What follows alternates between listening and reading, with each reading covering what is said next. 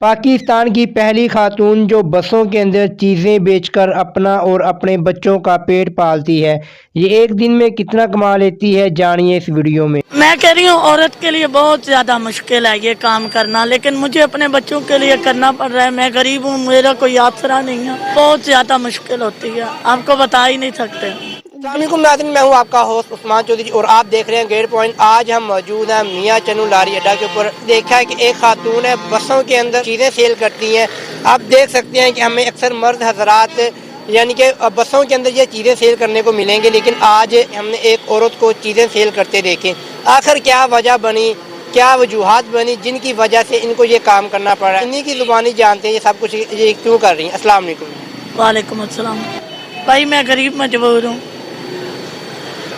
तो आपके हस्बैंड क्या करते हैं? मेरे हस्बैंड भी छोड़ गया, माँ भाइयों ने भी रिश्ता ख़त्म कर लिया, तो मैं अपने बच्चों का पेट पालने के लिए ये काम करती हूँ। कितने बच्चे हैं आपके? मेरे 3 हैं, 2 बच्चे हैं, 1 बच्ची है। इस महंगाई के दौर में ये जो एक आम आदमी होता है ना, उसके लिए घर का जो अखराजात है, घर चलाना बहुत मुश्किल हो जाता है। लेकिन आप खातून होने के बावजूद आपका जो बैकग्राउंड है वो बिल्कुल ख़त्म हो चुका है, लेकिन आप किस तरह अपने घर को हैंडल करती हैं? हाँ जी, आप अपने करना घर पड़ता है, इसी से ही पेट पूरा करती हूँ। कितनी देर हो गई ये चीज़ें सेल करने में? 2 साल हो गए हैं मुझे इस काम में आया हूँ। 2 साल हो गए। हाँ जी, घर के जो अखराजात होते हैं बहुत मुश्किल से हैंडल होने पड़ते हैं। जो बिजली के बिल हैं वो भी बहुत ज़्यादा आते हैं। तो एक यानी कि औरत होने के नाते बहुत मुश्किल का सामना करना पड़ रहा होगा आपको। तो ये कैसे आप कर लेते हैं, मैनेज कैसे होता है सब कुछ? भाई थोड़ा थोड़ा, मेरा मतलब है बहुत ज़्यादा मुश्किल होती है, आपको बता ही नहीं सकते, पर क्या करें, मजबूरी है, बच्चों का पेट तो पालना ही है ना। ये जो चीज़ें लोग सेल करते हैं बसों के अंदर, जो मर्द होते हैं उनके लिए जो अवाम का जो पब्लिक का जो बिहेव होता है वो बहुत गलत होता है। बसों के अंदर इस तरह की चीज़ें सेल करना, आवाज़ें लगाना मर्दों के लिए एक मुश्किल बन जाता है अवाम के लिए। तो जो सुनने वाला तो उनके भी जो कान है वो थक जाते हैं। लेकिन आप कैसे कैसे कर लेती हैं, कैसे आवाज़ें देती हैं, लोगों के आगे चीज़ें फैलाती हैं, तो आपको आगे से कोई जवाब भी देते होंगे, तो आप कैसे कर लेती हैं ये मैनेज? हर चीज़ करनी पड़ती है भाई, क्या करूँ, लगानी पड़ती है, देखते तो हैं, गरीबी, मजबूर हूँ। अच्छा, आपकी ड्यूटी टाइमिंग क्या है, कितने बजे आती हैं और कितने बजे जाती 12 से 8 बजे तक। हैं? दिन 12 से 8 बजे तक। जी, कितना कमा लेते हैं आप? यही 300-400 घर का खर्चा बचता है, बाकी वो दुकान वाले को सामान के देने पड़ते हैं 1500।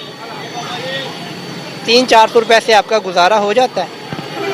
ना ही हो तो करना पड़ता है, क्या करें भाई, मजबूर हूँ, गरीब हूँ। बच्चे स्कूल जाते हैं आपके? हाँ जी, कौन कौन सी क्लास में? एक है 9वीं क्लास में, एक है 5वीं में, और बच्ची है, जो छोटा बच्चा है ना वो 5वीं में है, जो बच्ची है ना वो 7वीं में है। लेकिन आप औरत होने के नाते आपको किन किन मुश्किल का सामना करना पड़ता है? बहुत ज़्यादा, मैं कह रही हूँ औरत के लिए बहुत ज़्यादा मुश्किल है ये काम करना, लेकिन मुझे अपने बच्चों के लिए करना पड़ रहा है। मैं गरीब हूँ, मेरा कोई आसरा नहीं है, इसी वजह से।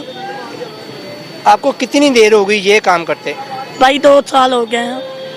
2 साल होंगे। आप इधर मियाँ चन्नू के अंदर ही सेल करती हैं या आउट ऑफ सिटी भी जाती हैं? नहीं, मैं मियाँ चन्नू के अंदर ही गाड़ी लगाती हूँ। हमें बहुत से अदारे देख रहे हैं, हमें गवर्नमेंट देख रही है, आप इनको क्या कहना चाहेंगे?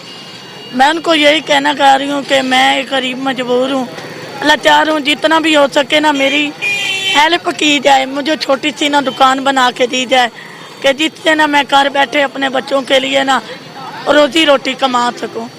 तो नाज़रीन, आपने हमारे साथ औरत थी, इनकी गुफ्तगू सुनी। इनका कहना है कि मैं गरीब हूँ, मेरे जो खावन थे उसने भी मुझे छोड़ दिया, मेरी फैमिली जो बैकग्राउंड बहन भाई सब ने मुझे छोड़ दिया, मैं अकेली हूँ। मैं दिन 12 बजे आती हूँ, रात 8 बजे घर जाती हूँ। बहुत मुश्किल से 300 से 400 रुपये मैं कमाती हूँ, जिससे अपने घर का जो अखराजात है उसको हैंडल करती हूँ।